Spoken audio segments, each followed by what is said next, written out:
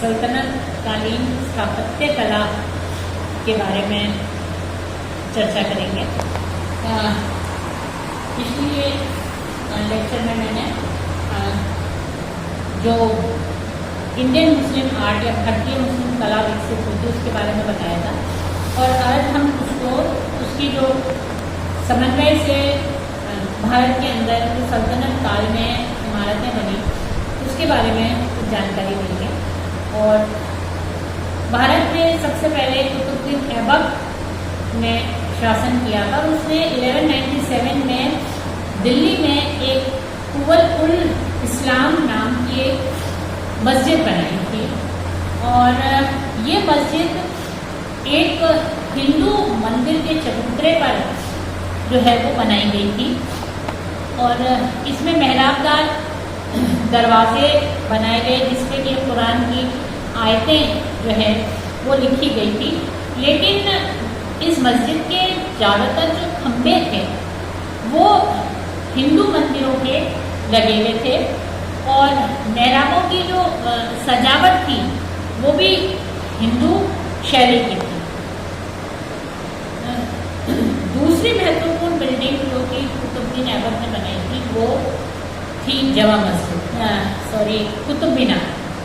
कुतुब मीनार का पहला जो है वो पहली मंजिल ही कुतुबुद्दीन बना पाया था। उसके बाद जो है उसकी मृत्यु हो गई थी, और उसके बाद जो है वो इस बिल्डिंग को इल्तुतमिश ने जो है वो पूरा करवाया था।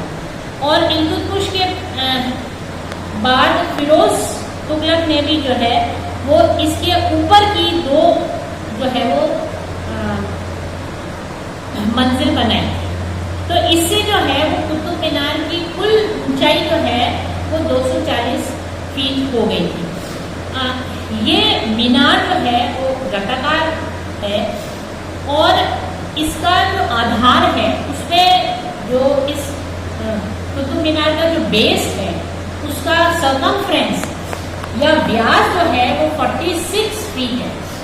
जो मीनार का जो बेस का सरकमफ्रेंस है, व्यास है, वो 46 फीट है, और जब वो बनते बनते आखिर में जो शिखर है उसमें उसका व्यास जो है 10 फुट हो जाता है। तो 46 फीट से होते हुए जो है वो इसके टिप पर ऊंचाई पर जाते जाते ये 10 फीट जो है वो हो गई। इसमें कई जगह जो है देवनागरी में खुदेरे जो है वो मिलते हैं इस बिल्डिंग में लगे हुए पत्थर पर। संभवतः वो ये है कि किसी और पुरानी इमारत से लाकर जो है वो यहाँ पर प्रयोग में उसको लिया गया। एक और जो फेमस तुर्क इमारत है वो अडाई-तीन का झोपड़ा, जो कि अजमेर में जो है वो ऐबक द्वारा बनाई गई थी। और ये माना जाता है कि यहाँ पर एक संस्कृत विद्यालय था, और कुतुबुद्दीन ने इसका ऊपरी भाग गिरा दिया था और गुंबद और मेहराबें बनवा दी। फिर इसके बाद इल्तुतमिश ने अपने जो इसके ज्येष्ठ नसीरुद्दीन महमूद की मृत्यु के बाद एक मकबरा बनवाया था, जो कि कुतुब मीनार से लगभग 3 मील दूर मलकापुर में बना है। और इसके जो खंभे और खंभों का शिरोभाग और अधिकांश जो इसकी सजावट है वो हिंदू शैली की, लेकिन जो मेहराब और गुंबद बने हैं वो इस्लामिक शैली के हैं। इल्तुतमिश का मकबरा भी एक बहुत ही महत्वपूर्ण इमारत है, और ये लाल बलुए पत्थर का बना हुआ है। अब इसमें जो है ये भी एक वर्गाकार इमारत है, और इसके 3 तरफ जो है वो प्रवेश द्वार हैं। इसका भीतरी भाग जो है वो हिंदू कला का प्रतीक है, लेकिन ये जो मकबरा बनता है ये स्क्विंच पद्धति पर बना है। स्क्विंच पद्धति क्या होती है कि जब कमरा जो है, जो अंदर जो कमरे के अंदर चौकोर कमरा होता है, 4 जो है उसके कोने होते हैं, उसमें जो है वो गोलाई डाली, उसको चौकोर कमरों को गोलाई का शेप देना है। तो वहाँ कोने में जो है वो मेहराब बना दिए जाते हैं, 4 कोनों, जिससे जो है वो कमरे का रूप जो है वो गोलाकार हो जाता है।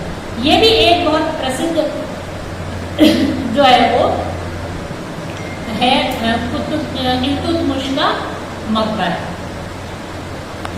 खिलजी स्थापत्य कला अगर इसके बाद हम देखें तो इसमें जो है बलबन के समय में इसने जो कुव्वातुल इस्लाम मस्जिद के दक्षिण पूर्वी छोर पर बलबन का मकबरा जो है वो बना हुआ है, वो भी बहुत महत्वपूर्ण है, क्योंकि इसके मेहराब जो है उसके दीवारों के ऊपर एक पत्थर रखकर इसको बनाया गया।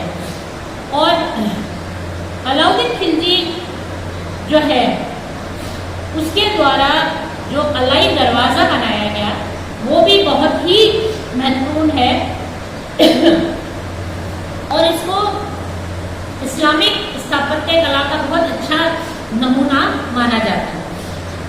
यह एक वर्गाकार कक्ष है, जो अलाई दरवाज़ा एक वर्गाकार कक्ष है, इसके ऊपर एक गुंबद बनाया गया है और इसके चारों तरफ दीवार, जो 4 दीवारें उसमें एक जो है वो दरवाज़ा दिया है। और पूरी जो इमारत है, अलाई दरवाज़ा जो पूरा है वो लाल पत्थर का बना हुआ है, लेकिन कहीं कहीं पर यहाँ पे इसके अंदर जो है वो संगमरमर की पट्टियाँ भी दी गई हैं। और अलाउद्दीन ने जो है कुतुब क्षेत्र के उत्तर में सीरी का एक नया नगर भी बसाया था, जिसमें 1000 सुकून महल नाम का 1000 सुकून महल बनाया था। 1000 सुकून मतलब 1000 खंभों वाला। लेकिन उस समय संभवतः ये महल भव्य रहा होगा, लेकिन अब जो है वो इसके खंडर भी दिखाई देते हैं, खंडरों के सिवा यहाँ पर कुछ नहीं है। और कुतुबुद्दीन मुबारक ने, अलाउद्दीन के बाद कुतुबुद्दीन मुबारक ने बयाना में एक मस्जिद बनवाई थी और यही जो है वो खिलजी काल की अंतिम जो है वो मस्जिद बनाई थी। इसके बाद जो है खिलजी वंश समाप्त हो गया था। उसके बाद जो है वो तुगलक कालीन स्थापत्य कला जो है वो विकसित हुई थी। धन्यवाद।